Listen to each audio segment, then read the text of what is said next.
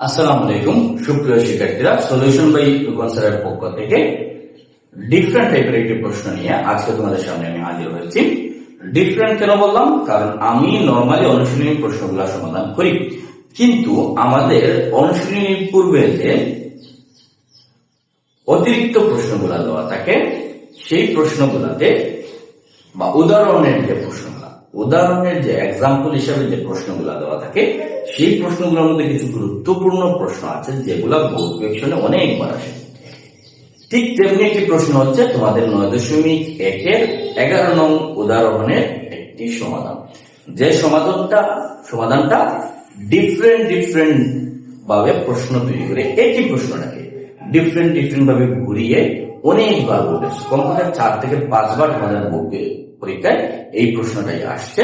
কিন্তু এই জিনিসটা মনে রাখবা, ত্রিগুণটির দাগটা কিন্তু একটু ঘুরিয়ে আসে, হুবহু সেম দাগটা দেয় না, একটু পরিবর্তন করে নিয়ে আসে। তাহলে চলো কথা না বলি আমরা চলে যাই। তোমাদের 11 নং উদাহরণের যে প্রশ্নটা দেওয়া আছে, প্রশ্নটা আমি অলরেডি বোর্ডে লিখে ফেলছি যে 10a প্লাস sin a দেওয়া আছে a এবং 10a মাইনাস sin a যদি b হয়, প্রমাণ করতে হবে যে a square minus b square সমান 4a। তাহলে আমরা চলো আমরা সমাধান করি। প্রথমে দেওয়া আছে মানগুলো আমরা লিখবো। দেওয়া আছে 10a plus sin a a, 10a minus sin a b। বাম পক্ষে কি দেওয়া আছে? a square minus b square. বাম পক্ষে কি দেওয়া আছে? a square minus b square. এখন যেহেতু a এবং b দুইটি মান দেওয়া আছে, আমাদের প্রথম কাজটা হবে এর জায়গায় এর মান বসানো, বি জায়গায় এর মান।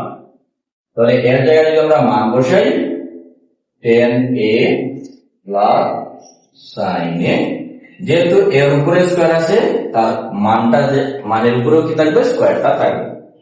বি জায়গায় বি মান বসাই 10a প্লাস sin a।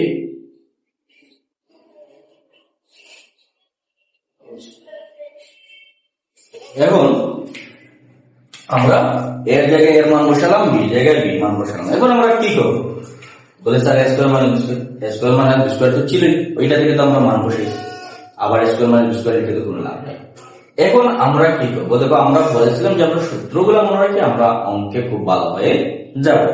আমাদের বীজগণিতে একটি সূত্র আছে, a plus B whole square সমান a minus B whole square equal to কি বলতো? a plus B whole square minus a minus B square কিন্তু হলো 4ab। কি হবে সূত্রটা? 4ab। তাহলে আমরা 10 এটাকে a ধরি, sin এটাকে b ধরি, a plus B whole square minus a minus B whole square, a plus B whole square minus a minus B whole square. তাহলে কোন সূত্র আসবে? 4ab সূত্র দিয়ে আমরা বসাই 4, এটা কত? 10a, বিটা কত? sin। তাহলে আমরা সূত্রগুলো মনে রাখবো। তাহলে a plus B whole square minus a minus B square সূত্রটা আমরা বসালাম 4ab। তাহলে আমরা মান বসাইলাম, মান বসানোর পর যে সূত্রটা হলো সূত্রটাও বসিয়ে দিলাম। এখন আমরা কি করব? আবার আমরা রাইট হ্যান্ড সাইডে যাই। আমাদের রাইট হ্যান্ড সাইডে কি সেটা যদি আমরা একটু ভালোভাবে খেয়াল করি, আমরা বুঝতে পারবো আমাদের অঙ্কটা পরবর্তী স্টেপ দেখবো। আমাদের রাইট হ্যান্ড সাইড কি? 4√ab। তাহলে আমরা দেখতে পাচ্ছি 4টা আনসারে আসলো, 4টা এসে গেছে। আমাদের 4টাকে আর কিছু করতে হবে না, পরবর্তী যে অংশটা আছে ওইটার উপরে একটা রুট করে দেব। আমাদের এখানে কি রুট আছে? এখানে তো কোনো রুট নাই, তাহলে আমরা রুট নিয়ে আসি। তাহলে আমরা 4টাকে রাখলাম, একটা রুট নিয়ে আসলাম 10a sin। তাহলে কি উপরের লাইন আর নিচের লাইনটা সমান থাকবে? রুট ওভার করলে তো মানটা ছোট হয়ে যায়, যেমন 4 কে রুট করলে 2 হয়ে যায়।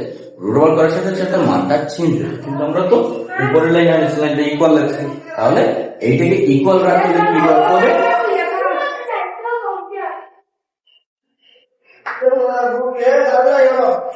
রুটের সাথে স্কয়ার নিয়ে আসতে হবে। এখানে যদি আমরা উপরের লাইন এবং নিচের লাইনটা সমান রাখতে হয়, তাহলে কি করতে হবে? আমাদের রুটের সাথে স্কয়ারটা নিয়ে আসতে হবে। কারণ আমরা জানি রুট এবং স্কয়ার এর সাথে আসবে, রুটের স্কয়ারে কাটাকাটি হয়ে যায়। তাহলে 4 থাকবে, আর আমরা 10 এবং sin এর উপরে রুটও নিয়ে আসলাম, স্কয়ারটাও নিয়ে আসলাম। এখন যখন আমরা স্কয়ার নিয়ে আসছি, তখন আমরা কি এখানে দেখতে পাচ্ছি sin স্কয়ারে, আর sin স্কয়ারে ইকুয়াল টু একটা সূত্র আছে। তাহলে আমরা ঝটপট সেই সূত্রটা বসিয়ে দেব। টেন স্কোয়ারে থাকলো সাইন স্কোয়ারের সমান সূত্র কি 1 মাইনাস কস স্কোয়ার এ। এই ক্ষেত্রে মনে রাখতে হবে যে আমরা শুধু কিন্তু সাইন বা কস আসলে ওইগুলা সূত্র বসাবো, টেন এর সূত্র বসাবো না। টেন বা কট আসতে পারে আমাদের, আমি বলেছিলাম যে তোমাদের প্রশ্নটা পরিবর্তন করে দিতে পারে, প্রশ্নটাকে একটু পরিবর্তন করে দিতে পারে, তাহলে এখানে কট আসতে পারে, কস আসতে পারে, তাহলে টেন কট যাই আসুক ওইটাকে আমরা পরিবর্তন করব না। সাইন স্কোয়ারের জায়গায় আসলে সাইন স্কোয়ারের জায়গায় সূত্রটা বলবো, অথবা কস স্কোয়ার আসছে কস স্কোয়ারের জায়গায় শুধুমাত্র সাইন বা কসের পরিবর্তে শিখতে হবে। আমাদের এখানে আসছে সাইন স্কোয়ারে, আমরা লিখে দিলাম 1 মাইনাস কস স্কোয়ার এ। এখন এই 1 মাইনাস কস স্কোয়ার এর সাথে টেন স্কোয়ার তো গুণাকার আছে, তাহলে আমরা টেন স্কোয়ার দিয়ে উভয় পক্ষকে আমরা গুণ করে ফেলি। 4 থাকলো টেন স্কোয়ার এ আর 1 গুণ করলে কত হবে টেন স্কোয়ার এ, আর কস স্কোয়ারকে তো গুণ করা যাবে না, তাহলে লিখবো আমরা টেন স্কোয়ার এ ইনটু কস স্কোয়ার এ। দেখো এই টেন স্কোয়ারটার কোনো পরিবর্তন হবে না, এই টেন স্কোয়ার জায়গায় থাকবে, তাহলে এই টেন স্কোয়ারের পরিবর্তন আমরা লিখতে পারি sine square A by cos square এ।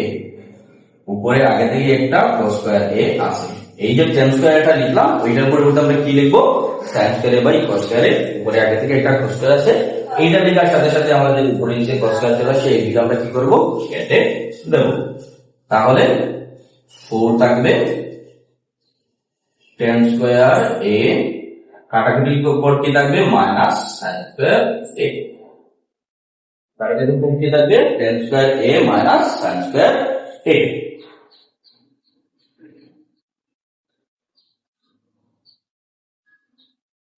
তাহলে এখন 4টা তার জায়গায় থাকলো রুট ওভার কি আছে এখানে টেন স্কোয়ার এ মাইনাস সাইন স্কোয়ার এ। তাহলে টেনটাকে বিবেচনা করি, সাইনটাকে বিবেচনা করি, এ স্কোয়ার মাইনাস বি স্কোয়ার। তাহলে এ স্কোয়ার মাইনাস বি স্কোয়ার সূত্রটা কি এ প্লাস বি ইন্টু এ মাইনাস বি। সূত্রটা কি এ প্লাস বি ইন্টু এ মাইনাস বি।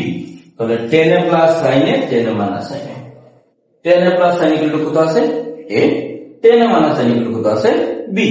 তাহলে আমরা টেন এ প্লাস সাইন এর জায়গায় বসে দিব এ, টেন এ মাইনাস সাইন এর জায়গায় বসে দিব বি। এই আমাদের ডান পক্ষটা চলে আসবে।